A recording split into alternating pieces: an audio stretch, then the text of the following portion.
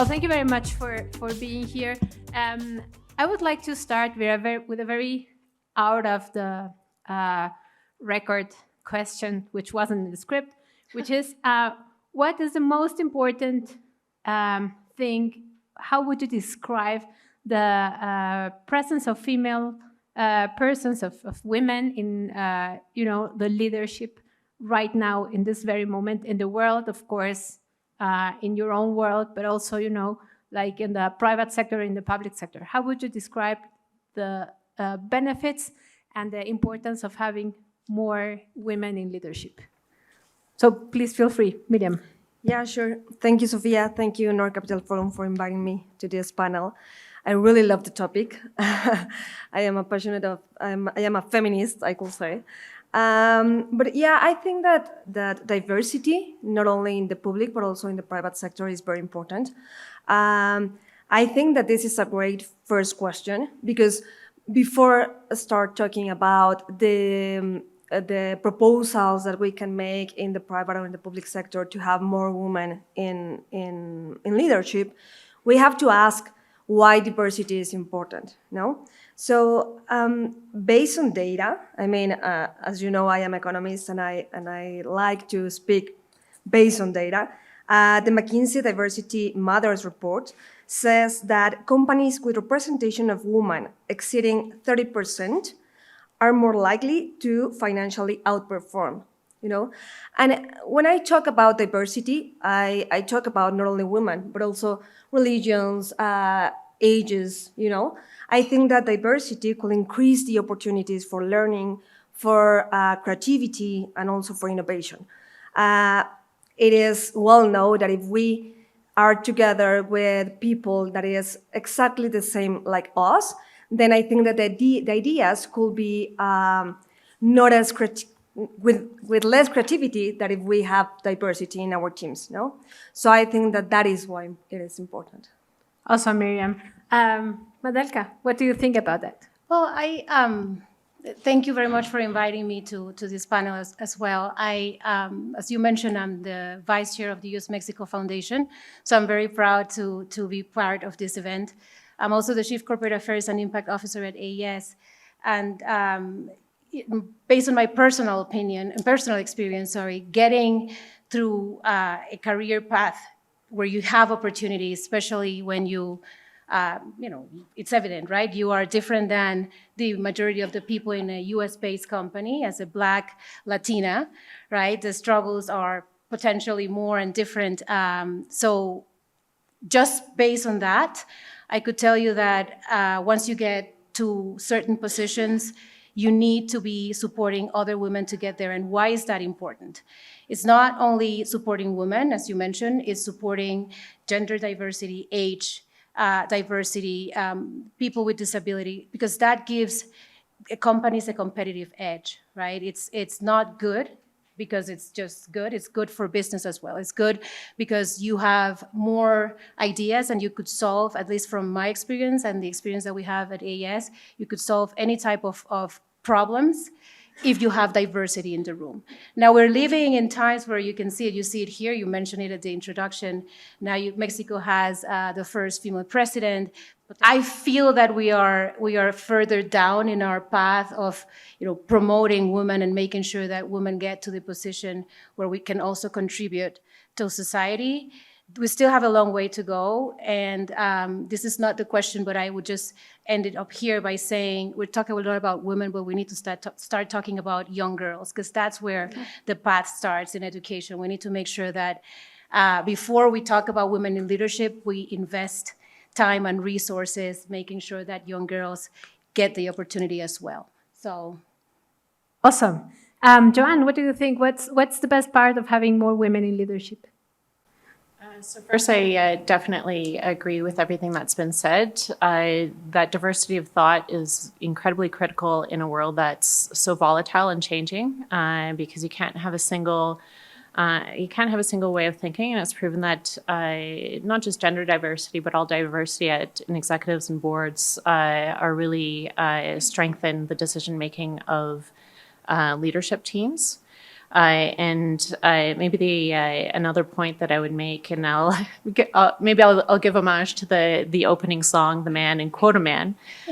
One of the biggest champions of women in STEM that I know is Jeffrey Maddox, who's the head of Nokia Canada, and he has a personal stake in it because he has, in his unbiased opinion, two very talented, brilliant daughters that he doesn't want them to be limited in any way.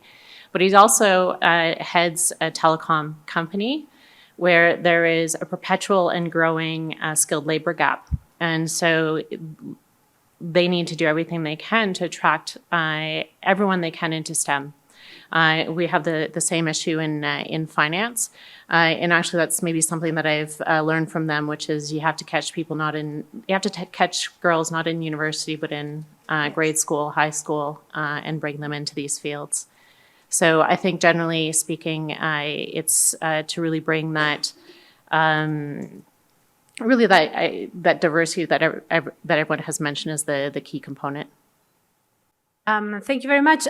Starting with yourself, John, I was wondering, speaking about Canadian companies, how do you see those companies fostering more gender-inclusive policies besides what you were explaining right away? Yeah. So first, speaking of Canada, we've identified a common element on this panel, which is the city of Montreal, where my parents are born and raised, and where my fellow panelists have lived. So that's it's great to foster those connections. So I think one of the key things that I think is very important is to foster discussion and dialogue around gender diversity. I think everyone understands some of the key components that you want to have structurally. I think in one of the questions there was sort of reference to work-life balance, but I prefer performance-based environments as the term, because it's not about kind of less performance, less work. It's about creating that environment where there's a little bit of flexibility to acknowledge the fact that women do still tend to have the majority of childcare. This is statistically speaking. This is not everybody. Parental care and those elements, and those can be those simple structural pieces, like the ability to have that hybrid accessibility on occasion. That timing in the day. I know that our VP risk is a woman, and I know that I'm not going to find her in the building at 5:01 p.m., but I can reach her anytime after 8 p.m. And she's been able to have that flex to spend that time in the evening with her family. But I think more important is the discussion and the dialogue. And actually understanding the importance of kind of inclusion, diversity, equity, just more broadly. And I'm actually a proponent of unconscious bias training, because even as women, we are all raised in the same societies. We all have the same conditioning. You can rebel against it, but it's still present. So until you've kind of have that awareness and that presence to then bring your logical mind into things, it can shadow your thinking.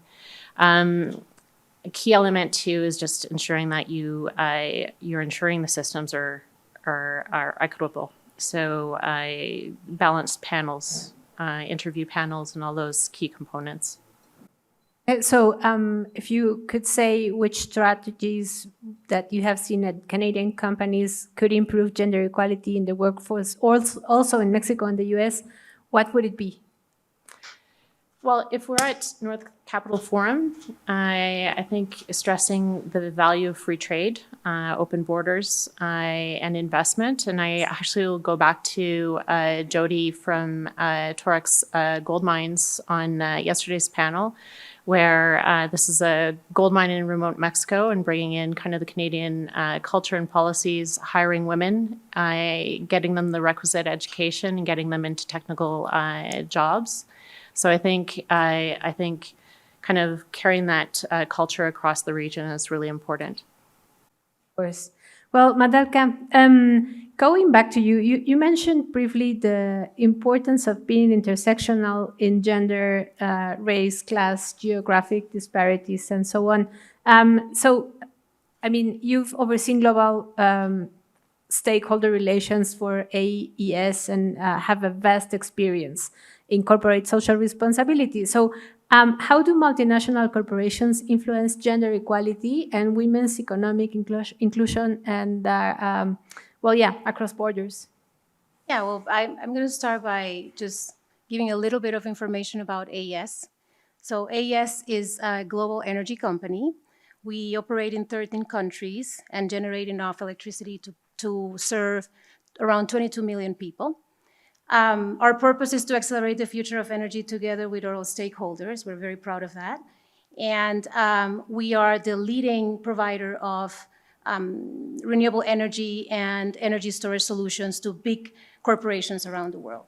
So we have a diverse workforce of around 9,600 people, and diversity, as we have already established, is key for a big corporation like AES. My first assignment, and this is going a little bit personal, with AES was in Cameroon, right? I'm originally from Panama, but my first assignment was in Cameroon. So I not only started getting that corporate social responsibility experience in a male-dominated sector, but also in a male-dominated society. I'm not going to use this session as therapy, but I can only tell you that we can all relate to that. tell you that it was very challenging to be successful while I was in Cameroon, and I faced challenges inside of the organization and outside of the organization. My assignment was supposed to last 3 years, and we were going through a complex M&A operation. So when things got complex, after 6 months after I was there, I started asking myself whether I was capable of doing that job. So I turned to the corporation, and guess what I found? I found senior leaders, mostly men, that became my mentors and were willing to help me overcome that situation. So I didn't do it at the beginning, but I want to acknowledge the presence of all the males that are in the audience, because I think it's important to recognize that in that journey, men are part of promoting gender equality. So thank you very much for being here, and clap for yourself. You should be clapping for yourself because it's important. And so, yes, multinational corporations have a big opportunity to influence gender equality and women economic development. Not only an opportunity, but I think the responsibility to do so. And why? Because we operate in so many markets. We have best practices from so many places. And what we could do is make sure that in other places we rate the standard higher. And I'm going to give you an example. You inspire me, so I'm going to continue on that thread. Maternity and paternity leave. In the US, we are pretty much advanced, but because we are a US-based company, we decided that as part of our people values proposition, we were going to have something similar in a place like Panama before the regulation was there. So that's one of the advantages of working for a big multinational corporation, and that's one of the things that corporations can do also outside of the company, right? With the social impact programs that we could implement. We can only do well if communities in which we're operating do well. So it's also our responsibility to make sure that we design and implement programs that help women in those societies thrive. And so the reason why I told you that story at the beginning was because, internal policies are important, but culture. Nothing is going to change inside of an organization if the culture is not there to drive that change. And that means that leaders need to model that behavior, right? Leaders need to make sure that they're promoting gender equality and promoting things that could create that environment for women to thrive. So, just through my experience at AES and not only Cameroon, I learned that for corporations, at least like the ones that I work for, talent was more important than gender and race. And that I learned throughout the years. So what's the job to be done for multinational corporations? It's basically creating an environment in which women feel empowered, right? Where we feel that our challenges are understood, our ambitions are supported, and that our ideas are valued, right? And that we can also, these corporations can also create programs to make sure that women in those communities, by the way, we hire people locally. So we are employees from 8 to 5, but from 5 to 8, these women go back home and they have to take care of the community. So we need to make sure that women in the community are also doing well. And we also need to make sure that we implement programs that can help us create the people we want to hire, right? So I'm going to finish with this one comment. We have metrics, and there are, normally out there are a lot of metrics that say we need to get to 50-50. We will never get to those numbers if we don't start earlier, as I said before. We will never get to those numbers if we don't invest in communities, and probably us as leaders in our respective positions will never get to see the return on investment of what we're doing, but hopefully future generations will get to see that. So we need to start doing those things now. Thank you, Madelka. The first time we had contact, you and me, we spoke about the sticky floor. We didn't name it like that, but it's pretty much the perceived reality of a lot of women that there are not the conditions there that they can thrive within their career path or their enterprise or even their company. So in that sense, you had this very interesting insight that was, it is important that women believe in themselves. How would you do that? How would you help some other younger women to help them feel sure enough and ask for what they are supposed to be asking for without having, that sticky floor bringing them down? I feel like we're in a safe place here, so I'm going to say it. Normally, when we go to these conversations and panels like this, we talk about women empowerment, and I mentioned a couple of things. Men are important, but it's also okay to say that the most valuable advice I've gotten, and I keep giving women around me, is that in this journey, the most important thing is for women to remain women, and to feel that that's how you add value. We need to be okay with being women. And that means we need to speak up as women. We need to show up as women. There is value in being a woman, especially in corporations or in any space, by the way. So that's my first advice. The second advice is to seek mentorship and allies throughout that process. It's if the system is already, or if the industry is already male dominated, guess what you're going to find? You're going to find men around you, and in my experience, some of those men are really willing to invest and put in the energy to support women get through that path. So start seeing some of the men around you as allies, right, in that process. And the third thing that I would say is we need to keep updated. There is a lot of gender bias out there that women can do this, women cannot do that. Well, we have amazing examples at AES because we've been intentional in including women as part of our workforce. We have in Brazil the first 100% operated wind farm, right? And because of that experience, we started replicating that model, and we have the second one. It was not only the first one in Brazil, but the first one in our own portfolio. What does it tell you? It tells you that in this energy transition, if you read the reports, the IRENA report, the International Renewable Energy Agency would tell you that there are plenty of opportunity for women in this energy transition, around 38 million jobs.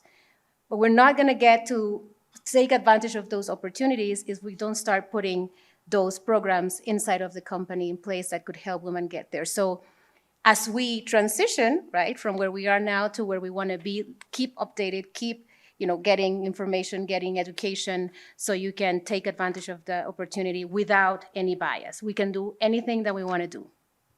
Thank you, Madelka.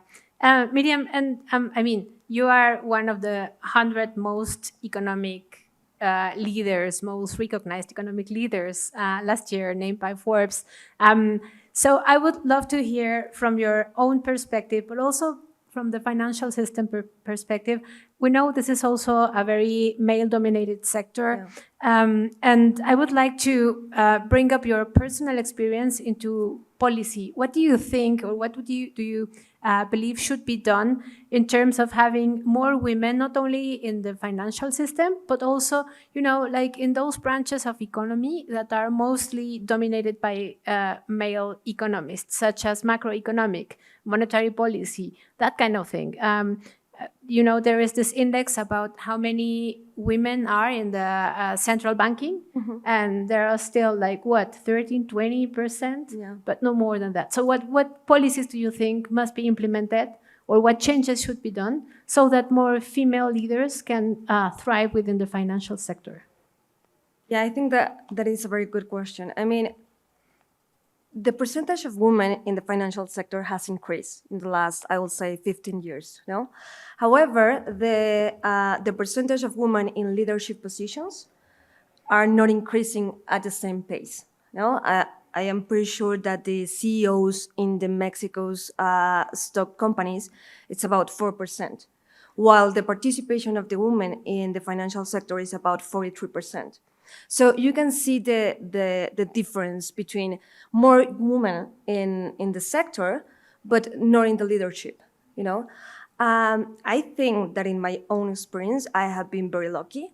I have been with men, as Malika was saying, that helped me to increase and to grow in the position.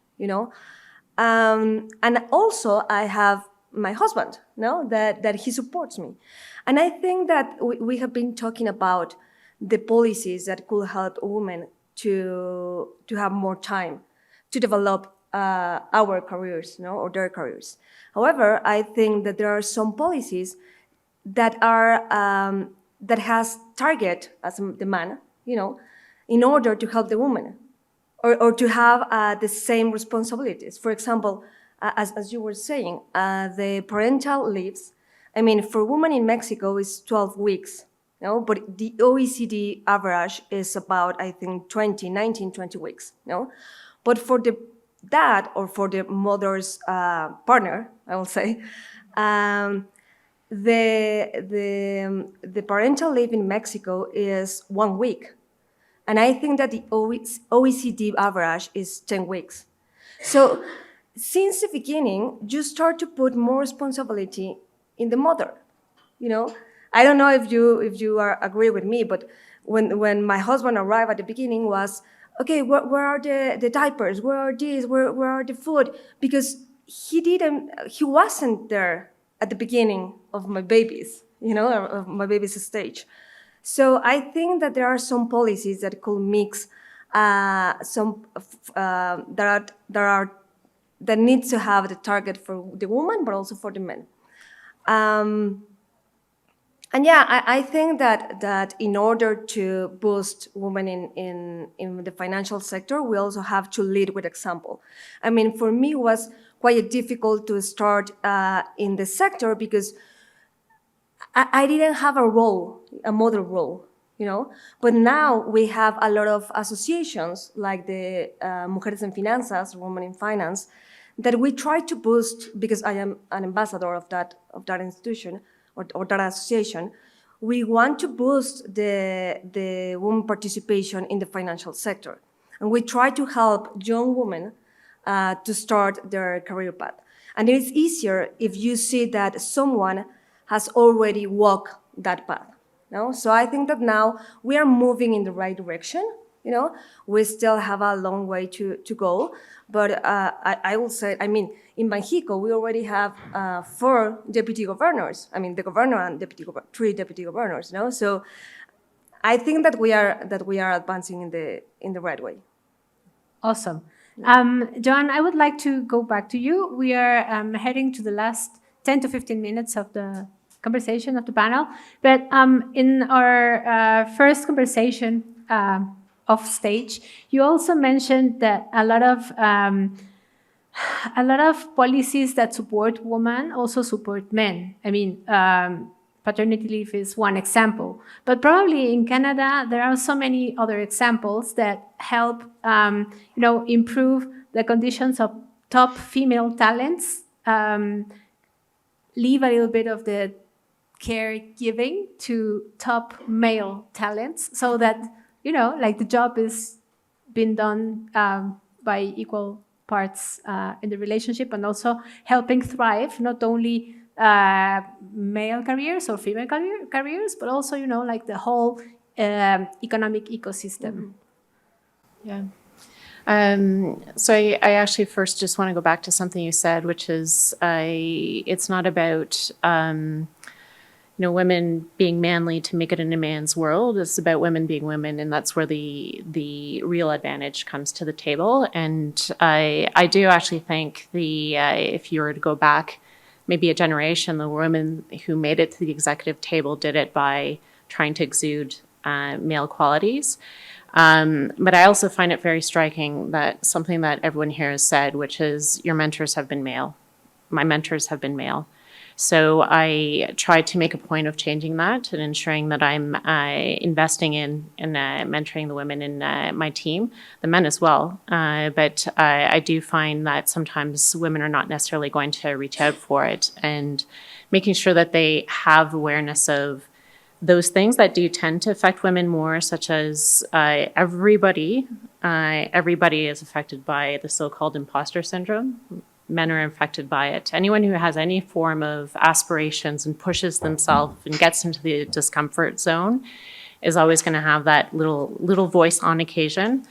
And it's not about somehow at some point magically that voice will disappear. It'll only disappear if you stop having aspirations and stop pushing yourself. But to be aware of it, aware it's a distortion, and to do it anyways, and trying to coach women in techniques and how to do it. So I think that mentorship is really important, because at least in Canada, I feel we have maybe past a tipping point. Again, if you go back a generation, it was almost like a competition amongst women because you were fighting for scraps was kind of the feeling. And if you pass that tipping point, then that feeling can fall away. Then you have a much greater ability to foster kind of, supporting each other. But to the question, so first of all, 1 week parental leave is shocking. And in Canada, I'll say it's by law a year to be split between the two parents in whichever way that they choose. And typically, the women are taking, obviously, the first months when you're breastfeeding, and then there's some sort of splitting of that time. And what I have observed in terms of the benefit of these policies for men, especially post-pandemic, because a lot of men, especially in countries like Canada, and we don't have a healthcare system that has so much flux that we could afford to not kind of have a bit of a lockdown, if you will. So a lot of people worked from home during the pandemic. And there was that feeling of appreciation of kind of being part of your family, being part of your kids' lives. That wasn't always maybe the luxury that all men had who were kind of in executive roles. And that's become very important, even to men who maybe didn't have that same kind of balance in their personal lives. So when you have that ability to shift your day a little bit to be able to accommodate child pickup, that's not just women who benefit from that, it's men as well. When we talk about executives, there's an interesting, executive life is not healthy for you, and corporations try to give executives some form of benefits that help encourage a healthy lifestyle outside of work.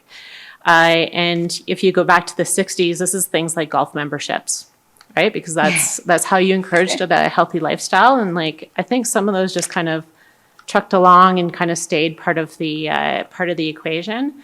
And then I think more forward thinking companies are thinking, well, if we want to support all executives, then they're shifting those benefits, those prerequisites for executives to pay for things like house cleaning, if you're Canadian, maybe some shoveling of snow, things that help you kind of manage your life. And so I think there's just shifting that thinking and thinking how do you help just your entire set of executives and leaders manage their lives. And if you just take that lens, it's going to benefit everyone. I've heard all of you said you had male mentors at some point. Of course, when we entered the workforce, there were mostly just men in the mentorship. But right now, you all are in a position in which, by your own means, you broke a crystal ceiling. Either you can see it, appreciate it, or not, but you have done that. So the question here is, what would you leave as a legacy for younger women, for the coming generations, now that we've broken the ceiling, came across, those men that helped us get where we are? And when I talk about younger generations, I'm not only talking about women, I'm talking also about boys. So what is your legacy? What would you say is appropriate and adequate legacy for our generation, for the coming generations to come? Yeah. So whoever wants to start. I think that this is not a competition, no? That is a message. I mean, we are not competing against men, and men are not competing against women. I mean, we are a team. And history or experiences demonstrate that as a team, we can work better. So as a team in our job spaces, as a team in the house, as a team in whatever place, So I think that will be my message. We are a team, we are not against each other, and we can help between us. Awesome. Madelka? So I'm smiling because, well, two things. One, I talked about culture, right? And I acknowledge the opportunity and the privilege I've had to find those men that helped me get to where I am today and recognize the talent and gave me the opportunity. So I'm mimicking that behavior, right? Being a woman, now I have a team and I try to mimic that behavior. But the reason why I'm smiling, because you talk about young generations, we have a program at AES, it's called Energy for Talent. And we recruit young people to come and get into the workforce at AES.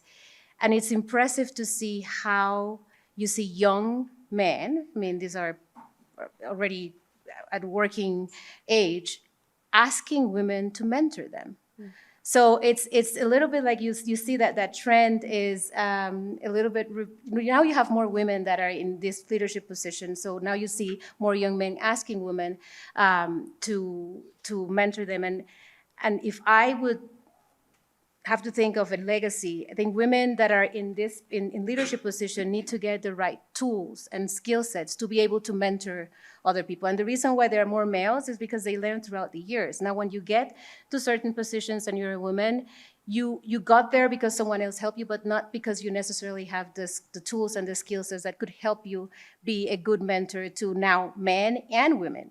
So if I have to think about one legacy, would be that, making sure that I get those skill sets and that I pass those skill sets to other women that are part of the organization. So we can, as you said, mentor, doesn't matter if they're young men, young women, we're all a team, and that's part of the diversity that we want to promote after all. Awesome. John? So I think there are two things, and they're from experiences that I've had in the past few years that come to mind for this answer. The first is I was having a discussion with some fellow female VP colleagues, and one of them commented that it's easier to report to a man because they have nothing to prove. And I think there's a legitimacy to what she was experiencing, which is when you are fighting to break through a glass ceiling, and you are like, the entire weight of being a woman is on your shoulders. You're not just performing for yourself, like it's going to be assessed, like Mexico has a female president. She is not just La Presidenta, she's not just Claudia, she is like the proof of whether women can be a president or not. For all times is what it feels like. And I actually recall the EDC has a female president, and when she was appointed, she was the first female president of EDC. When she was appointed, the papers, that's where they focused, not on her background, not on her qualifications, on the fact that she was a woman. And it's great, they were celebrating it, but then that became like the pressure, and it became almost like this added weight where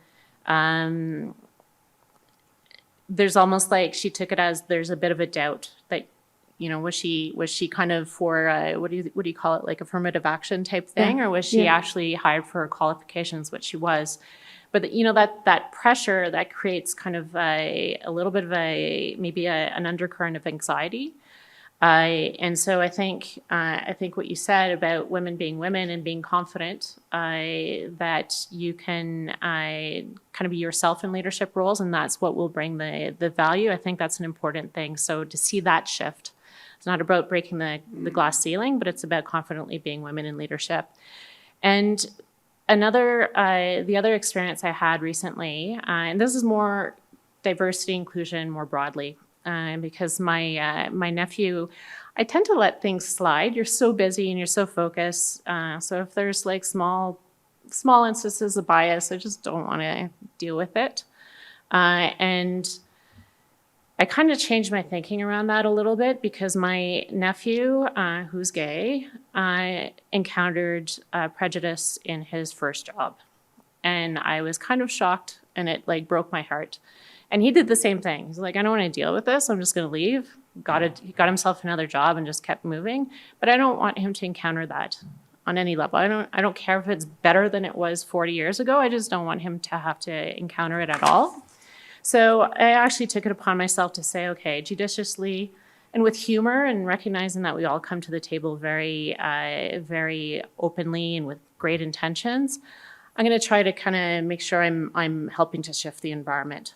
So I think those are the two answers I'd like to give to that question. I love talking to you. I would also add my own legacy, and I would think to leave a world, at least in my own world, in which we can speak about the diversity and our differences in thinking, but also acknowledging and naming things, races, trajectories, where you come from, where you're going. I believe there is a lot of value exactly in the word we all picked, which is pretty much diversity. And I would also leave the message that it is okay to have affirmative action. It's not a thing we should be ashamed of, because it is an issue for women to be appointed by affirmative action, because we want to be appointed by our own merits. So I would say having affirmative action just is a little bit of equity, and equity makes diversity available. So I believe my legacy would be to name things, name differences, and also not feel ashamed for affirmative action. So ladies, thank you very much for being here. Thank you to the public for accompanying us. And well, let's keep going to the next one. Thank you.